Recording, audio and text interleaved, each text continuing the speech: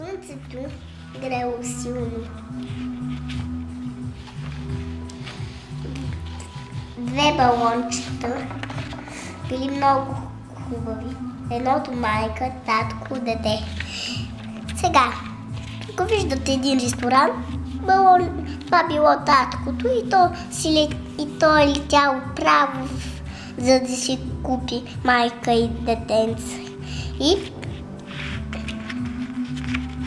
А пък тук е един свещник.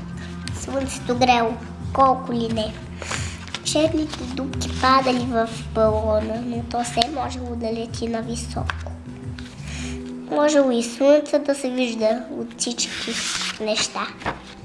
Балончето било толкова трудолюбило, че отишло на някоя друга планета в Земя. То е било на друга планета. След това то се очудило. Защо всичко е бяло? Защото е дошло на зимата и слънцето го няма.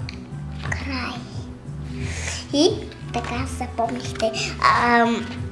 Ако няма човек обичта, няма сърце, не може да разбира какво означава любов и какво означава да говориш и повече не може да говори. Затова трябва да не си махаш никога сърцето и затова ти чувстваш, иначе не можеш да чувстваш нищо сега.